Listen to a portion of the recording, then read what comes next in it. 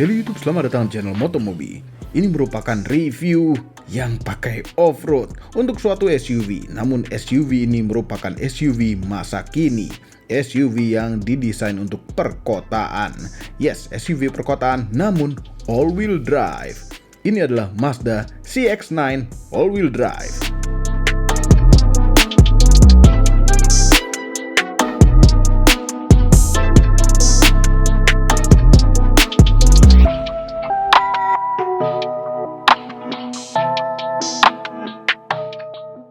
Oke, ini sebenarnya mobil proper untuk kami karena kami suka SUV 7-seater, plus kami suka turbo.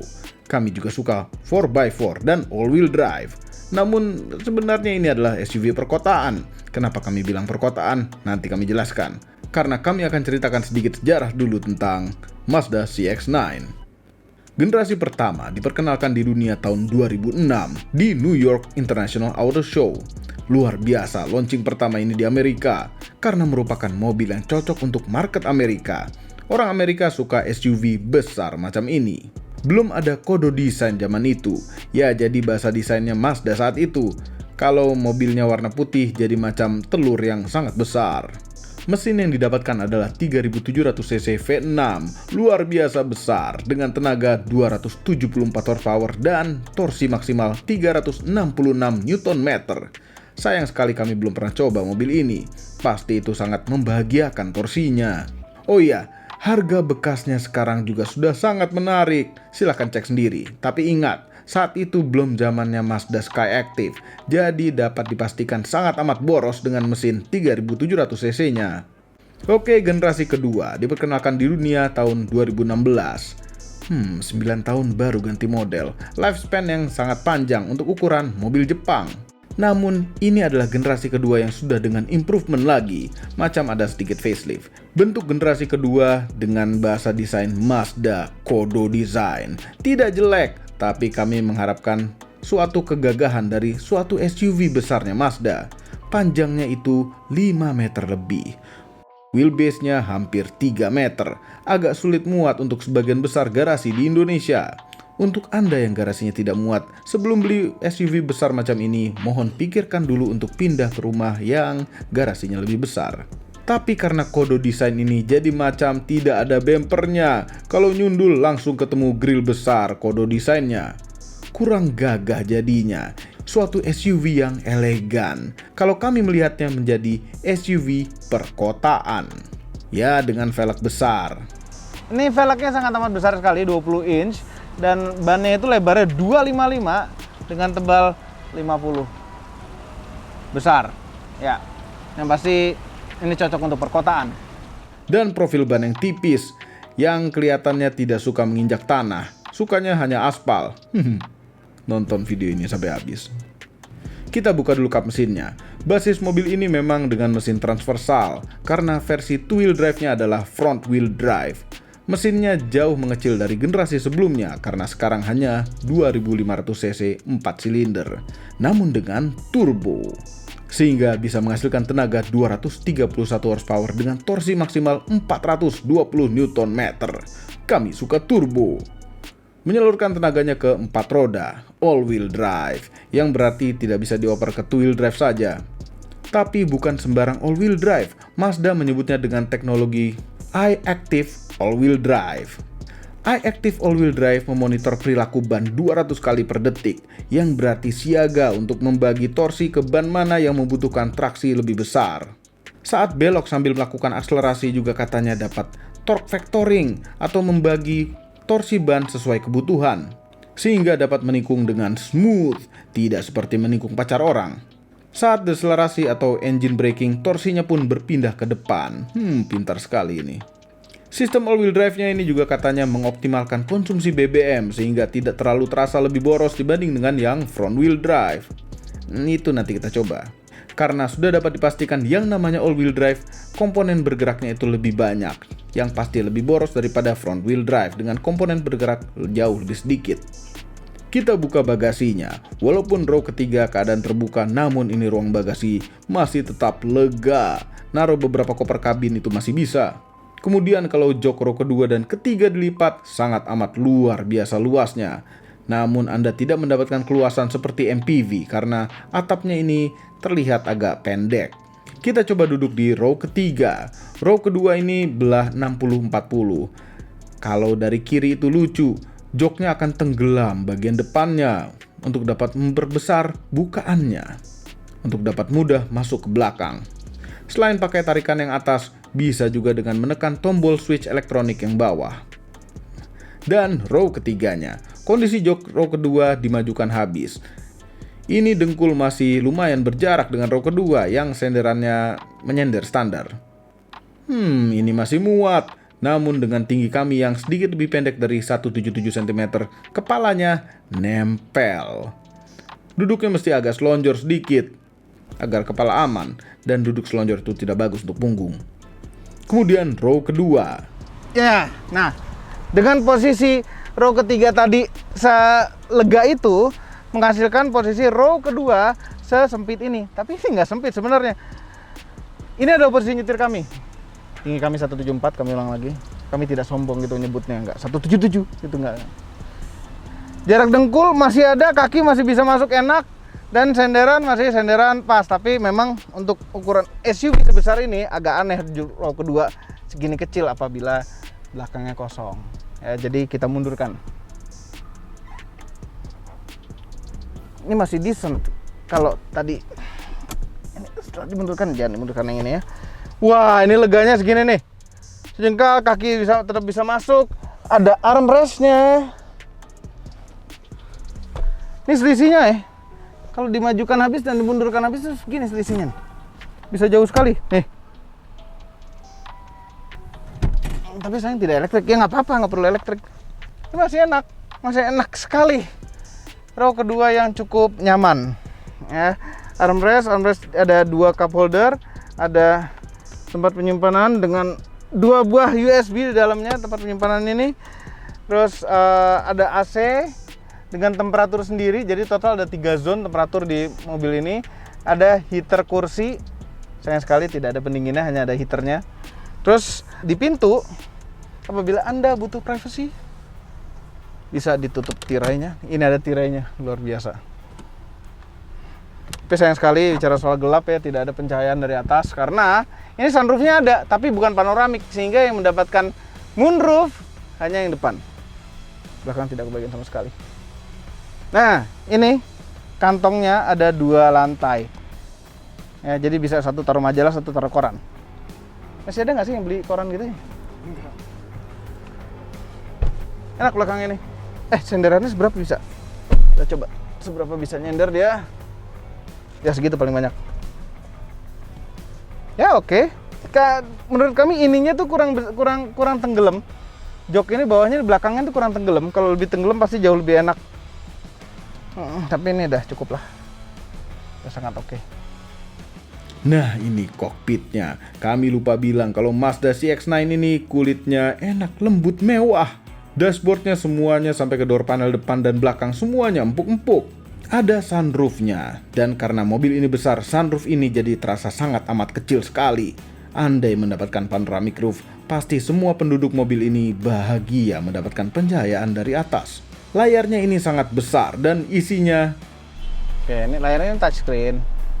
Ada head-up display-nya bisa diatur di sini, dan ada fitur tolak bala yang cukup banyak. Smart City Brake Support, Blind Spot Monitoring System, Lane Keep Assist System, Driver Attention System, Parking Sensor Indication, 360 View Monitor. Nah, ini jadi ada kamera 360-nya. Kita masukin mundur.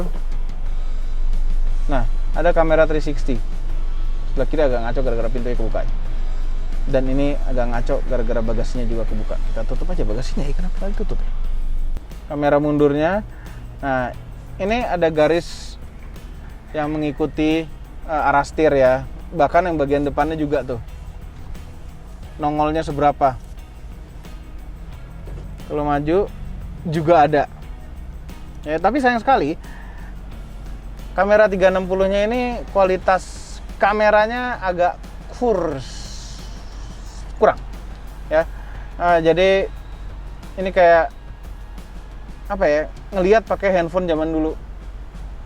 Gini, nggak kelihatan apa-apa. Ini bayangin, ini ada Jimny, ada Cherokee. Nggak kelihatan mobil apaan di sini.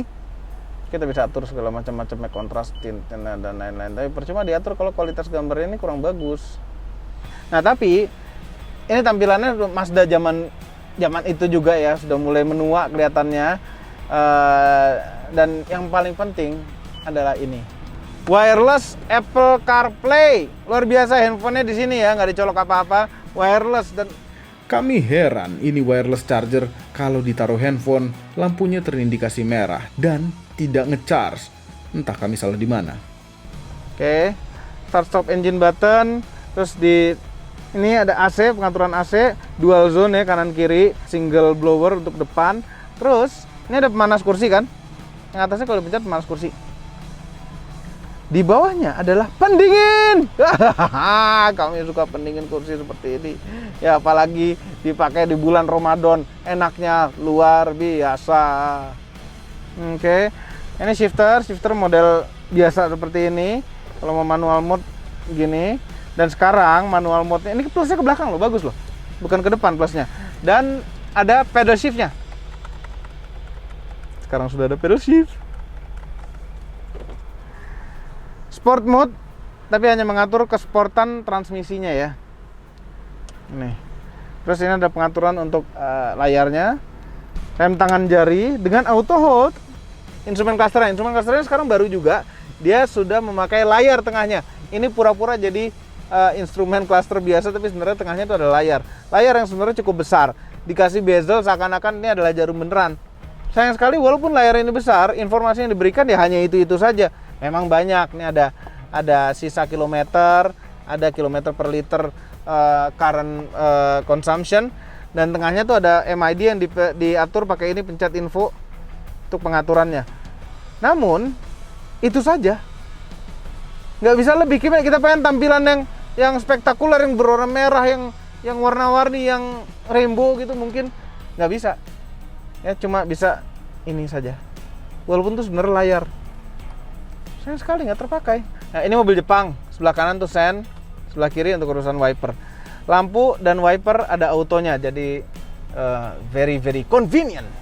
Di sebelah kanan setir ada beberapa tombol buat buka bagasi, iStop nih buat iStopnya.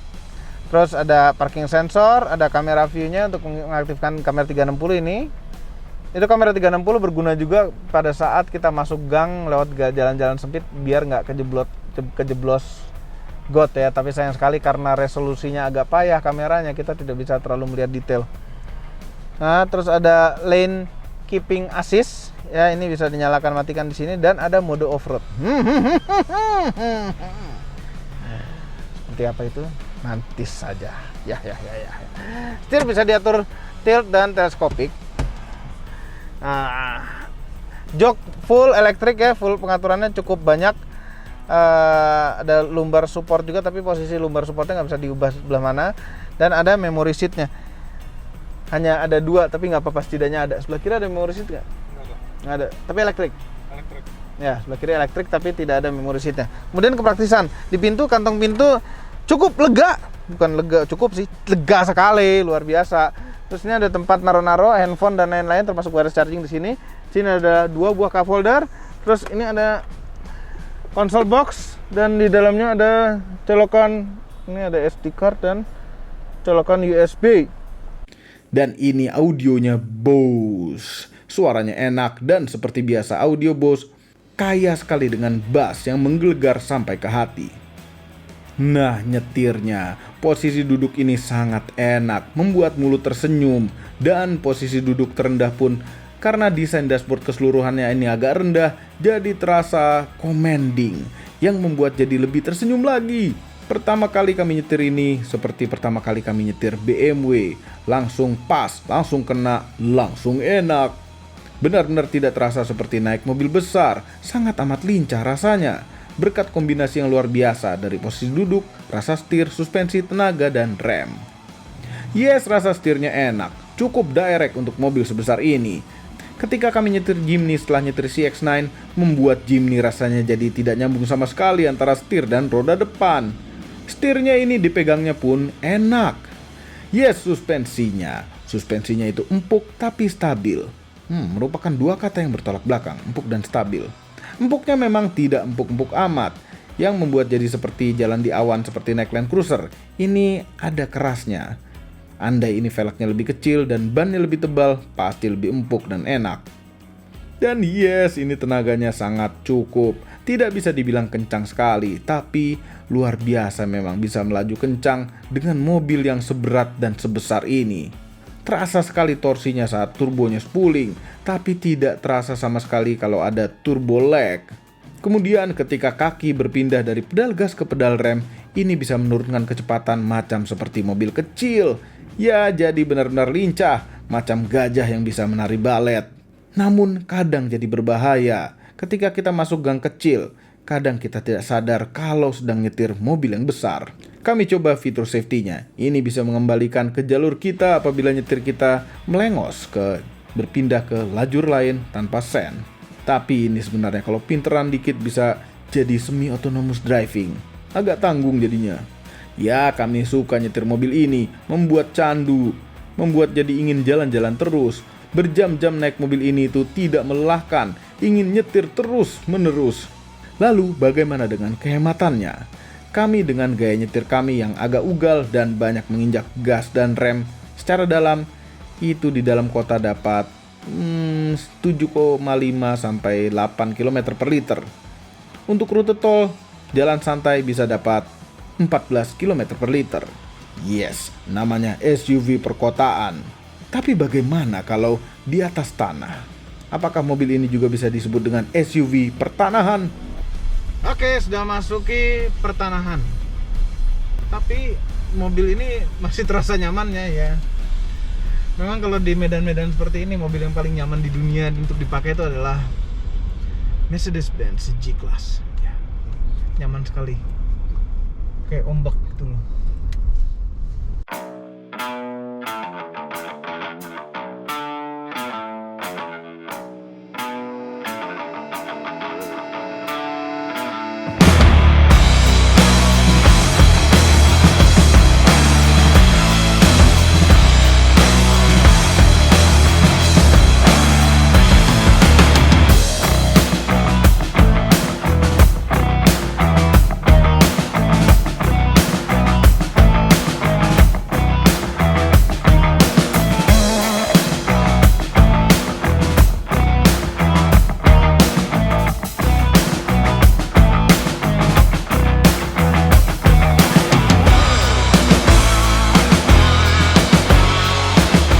Memang kami amazed, beberapa medan itu bisa dilewati mobil ini dengan mudah ya.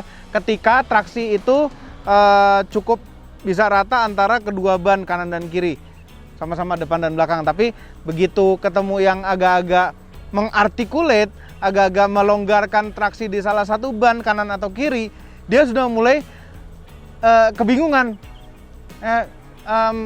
Ini memang torque factoring-nya ada, cuma torque factoring untuk kecepatan, untuk performance jalan, bukan untuk seperti ini. Kalau seperti ini kayaknya enggak ya, enggak terlalu berat, terlalu ekstrim buat dia. Mungkin kalau yang ringan-ringan, kalau tanah-tanah yang agak bergelombang, licin-licin masih oke. Tapi kalau seperti ini enggak. Dan ground clearance-nya definitely kurang tinggi.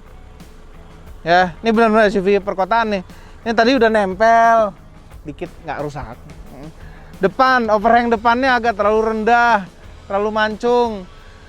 Belakangnya, dan ini travel suspensinya sedikit ya. Memang benar-benar ini SUV perkotaan, bukan SUV pertanahan yang didesain enak untuk di kota. Ya, disiksa seperti ini kasihan. Kebanyakan SUV monokok zaman sekarang itu memang tidak untuk pertanahan, walaupun all-wheel drive. All-wheel drive sangat umum ada di Jepang untuk jalanan aspal yang licin karena salju, dan untuk performa mobil. Suatu SUV itu zaman sekarang memang lebih untuk rasa gagah, rasa tinggi, dan style, tidak lagi untuk pertanahan, kecuali yang leather frame atau yang mahal sekali, macam Range Rover. Oh iya, harga itu ada sedikit masalah juga. Hampir 1 miliar ini harganya. Ya memang mungkin karena aturan pajak mobil 4x4 masih mahal di Indonesia. Tapi apakah pantas mobil ini dihargakan segitu? Apabila dibandingkan dengan mobil Eropa, sebenarnya sangat amat pantas. Namun bagaimana kalau dibandingkan dengan mobil Korea? Ini lawan terberatnya adalah Hyundai Palisade all-wheel drive.